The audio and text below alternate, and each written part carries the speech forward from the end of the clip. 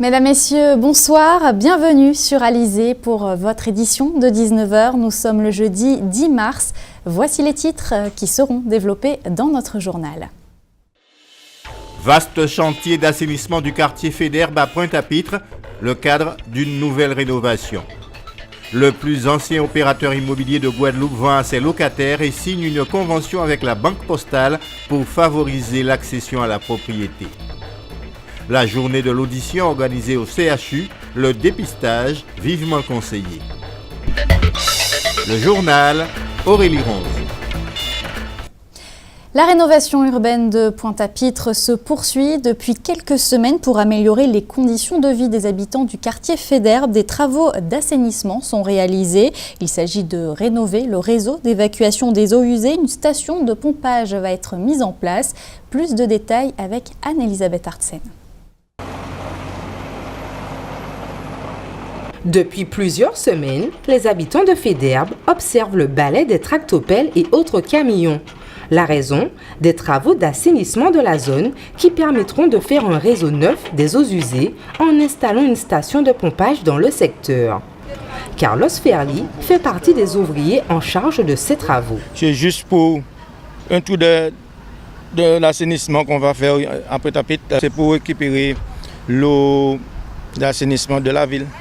Là, ça va tomber ici dans l'autre fosse qui est ici là, et après, ça part vers Jarry. Ces travaux sont réalisés avec des matériaux de recyclage, du verre pilé et des pneus, compactés en plusieurs couches et complétés par du tuf. Pour faciliter l'évacuation des eaux usées, les ouvriers ont également procédé à l'augmentation des diamètres des tuyaux, en passant de 600 à 800 cm. Avec encore un peu de patience, les habitants du quartier bénéficieront des améliorations de leur réseau. Faciliter l'accession à la propriété, c'est l'objet d'une convention signée en fin de matinée entre la SIG, la Société immobilière de la Guadeloupe, et la Banque Postale. Le but, répondre à une demande réelle et croissante de la population. Karine Gielman nous donne plus de détails. Une mise sur le marché de 900 logements anciens sur 10 ans, c'est la volonté de la Société immobilière de la Guadeloupe. Et cela s'adresse aux locataires de ces habitations. La SIG propose également la construction de logements neufs ouverts directement à l'achat. C'est-à-dire qu'on avait déjà constaté que sur le patrimoine ancien, effectivement, ils étaient demandeurs en disant, bon, parce que tout le monde n'est pas forcément prêt, n'a pas une banque dans son réseau, etc. Donc, pouvoir leur proposer en disant, il y a telle banque qui peut vous faire ça, il y en a une autre qui peut vous faire ça, donc adressez-vous.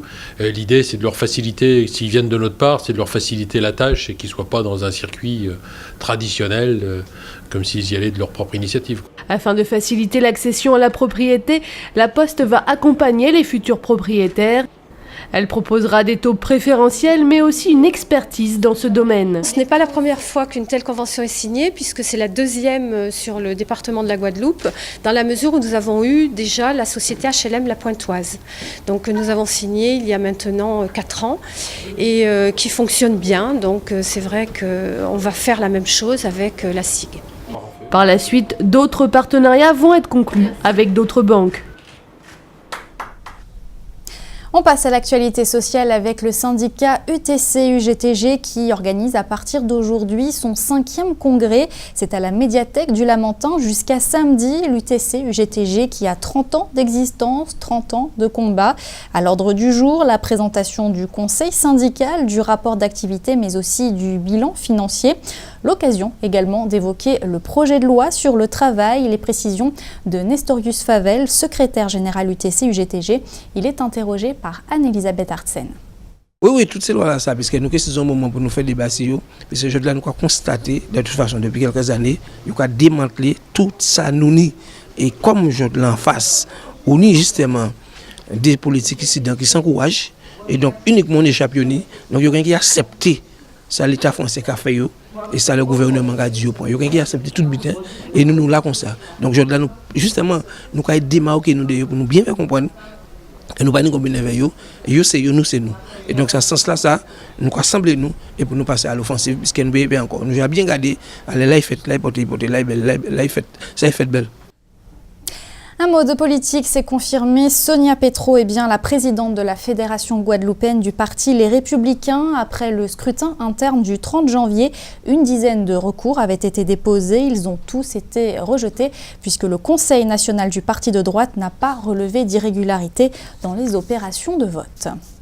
Santé à présent, les troubles auditifs au cœur d'une journée nationale aujourd'hui, un rendez-vous annuel pour rappeler notamment l'importance de prendre soin de son audition, quel que soit son âge. Le hall d'accueil du CHU de Pointe-à-Pitre proposait jusqu'en fin d'après-midi des tests gratuits de l'audition. Le reportage d'Éric Pommier. Monsieur, est-ce que vous avez les oreilles qui sifflent ou qui bourdonnent? Pas du tout, d'accord, très bien. Où était le téléphone? François Bordin, 62 ans, comme un nombreux public aujourd'hui, a été sensibilisé à la journée nationale de l'audition. Une précaution à prendre, dit-il. L'oreille est en effet un organe fragile, qui plus est dans sa tranche d'âge. Un senior sur 3 aurait souvent des difficultés à entendre. 44% des seniors interrogés éprouvent souvent des difficultés de compréhension. Vous savez, quand on a un certain âge, eh bien, il faut se soucier de sa santé. À mon âge avancé, je me suis dit, bon, tiens, c'est peut-être le moment. Et puis de temps en temps, ma femme, je crois qu'elle parle, soit elle parle trop doucement, ou alors moi je n'entends pas. Alors je me suis dit, bon, on verra bien. Est-ce que c'est moi ou c'est elle qui ne parle pas suffisamment fort? Un monde bruyant et nos oreilles dans tout ça. Les chiffres en France sont révélateurs d'une population souffrant d'acouphènes. 12 à 15% de la population française serait affectée par des troubles d'audition. Alors je pense qu'en Guadeloupe, effectivement, il y a des Guadeloupéens qui souffrent d'audition, pas tous évidemment. J'ai l'impression que les proportions sont un peu celles des proportions françaises nationales. Actuellement, on essaye de préciser un petit peu ces données, mais c'est vrai que les Guadeloupéens ne sont pas à l'abri des problèmes d'audition. Oui, le dépistage est une journée importante, à la fois pour les personnes qui ont des signes de problèmes d'audition, donc des acouphènes, les sensations d'hypoacousie, donc d'entendre moins bien, mais aussi pour de la prévention, c'est-à-dire que sensibiliser le grand public à faire attention à leur audition et leur oreille qui n'est pas à toute épreuve. La cause, des bruits permanents et de différentes natures, des nuisances qui agissent sur l'humeur de l'individu, le tout entraînant fatigue et lassitude. Pour 89% des personnes interrogées, des difficultés auditives impactent la vie sociale. L'écoute de la musique amplifiée et la télévision sont deux sources principales d'exposition au bruit chez les 13-25 ans. On se rend compte que les habitudes des adolescents, notamment, d'écouter des casques pendant plusieurs heures à des intensités très élevées, conduit à ce qu'on ait une dégénérescence de l'oreille et des cellules de l'oreille beaucoup plus rapide. Donc des problèmes qui seraient apparus vers 60-70 ans vont apparaître à 40 ans, 45 ans. Le trouble de l'audition est la troisième cause de maladie professionnelle en France. Et puisqu'on est dans le domaine de la santé, notez que l'ARS, l'Agence régionale de santé, vient de publier le dernier point épidémiologique concernant l'épidémie de Zika. À ce jour, 77 cas ont été biologiquement confirmés dans notre département en Guadeloupe.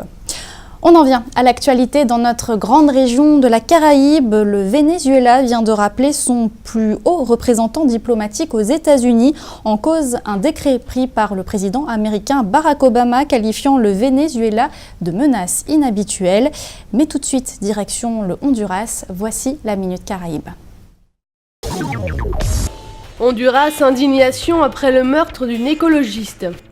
Mercredi 9 mars, les 3 filles de la célèbre écologiste hondurienne Berta Cáceres ont accusé le gouvernement de leur pays d'être responsable de la mort de leur mère, assassinée 6 jours plus tôt dans le département de Santa Barbara, dans le nord-ouest du Honduras.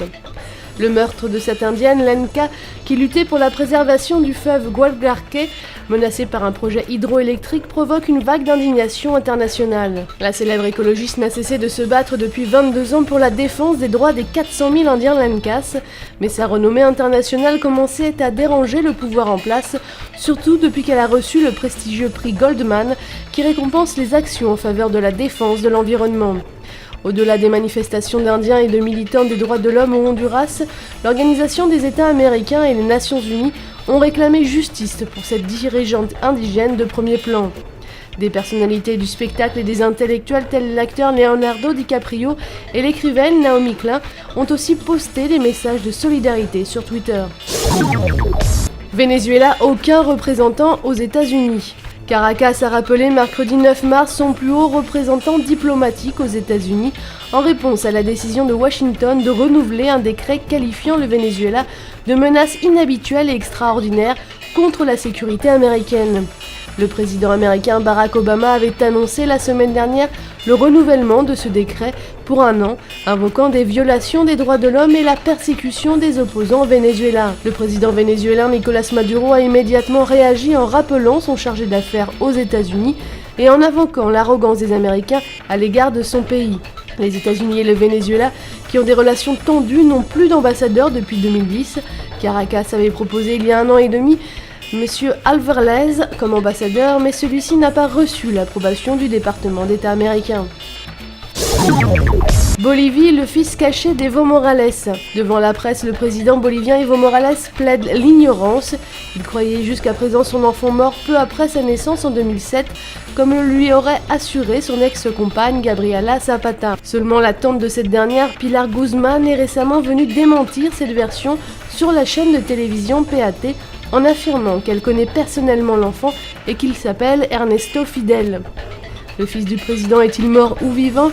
Cette question saugrenue devra donc être tranchée par la justice bolivienne. Car le président veut en avoir le cœur net et envisage même d'élever ce fils caché. Un recours a déjà été déposé devant le juge pour enfants. Les proches de Gabriela Zapata sont tenus de présenter le garçon sous 5 jours. Habituellement, Evo Morales, 56 ans, se fait plutôt discret sur sa vie privée.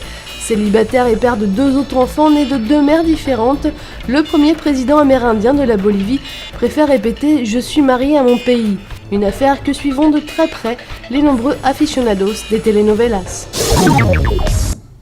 Retour en Guadeloupe, on va tout d'abord parler de sport avec le forfait du Martiniquais Hugo Fidelin pour l'édition 2016 de la Carugette. Une information confirmée par le manager de l'équipe de Martinique. Une pièce maîtresse de son scooter des mers s'est cassée à l'entraînement et le délai est trop court pour acheminer une nouvelle pièce. Il ne prendra donc pas le départ de la course le 18 mars prochain à Petit-Bourg. Hugo Fidelin, qui on le rappelle, a déjà remporté la compétition, c'était en 2014.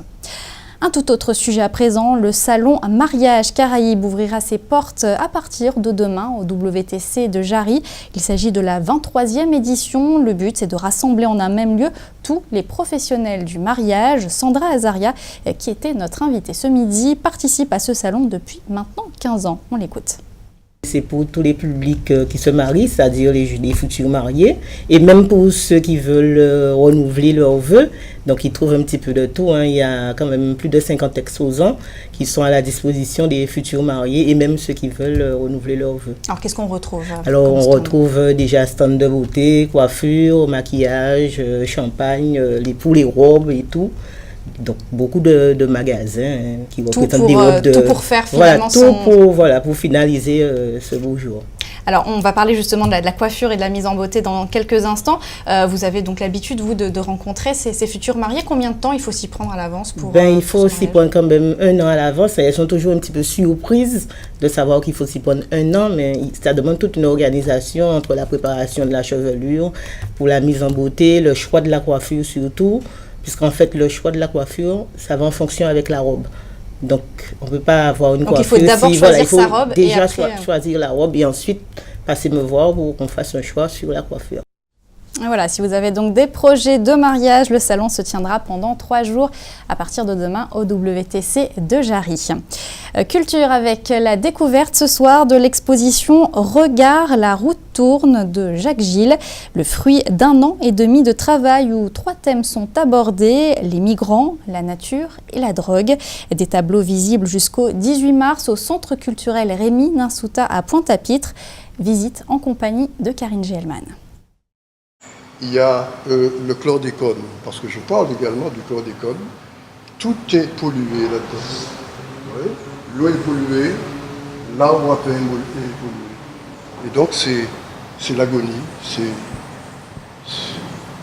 ça. Au nom de l'argent, on pollue. L'actualité imprègne l'œuvre de Jacques Gilles. Des migrants rejetés, des migrants accueillis, des jeunes détruits par la drogue, une nature renaissante de ses cendres. Je vois ce qui se passe en Guadeloupe, je vois ce qui se passe ailleurs. Quand on voit les migrants quand je dis regard au pluriel, la roue tourne, les Occidentaux, ils ont envahi des pays, les pays dits pauvres, hein, sous-développés, ils ont tout pris. Et là, ce sont les habitants de ces pays qui vont envahir l'Europe. Et vous voyez, la roue tourne. Et ça c'est très grave. C'est très grave. Il faut un autre système économique. Ça ne peut pas durer, ça. Les totems, socles souriants et lumineux, ont pris place au pied des toiles. Vu que actuellement la Guadeloupe ne va pas bien, et il m'est venu à l'idée de fabriquer des totems qui représentent mes ancêtres. Vous allez voir les totems, et je dis ce sont mes ancêtres. Vous verrez, il y a une lumière dedans. Généralement, nous, on met une cierge, une lumière pour nos ancêtres. Ce sont des ancêtres maintenant qui nous illuminent, vous voyez, de façon que la Guadeloupe aille mieux. Un univers de toiles chiffonnées, des grains de sable collés et colorés, la violence de l'actualité est omniprésente. Et moi je pense que d'ici peu, il y aura une grande révolution, je dirais planétaire, mondiale. Les gens vont se révolter pour manger, c'est pas normal ça. Un cri que Jacques Gilles souhaite ne pas retenir et espère voir s'estomper. Une révolution en peinture pour cet artiste engagé dans son monde.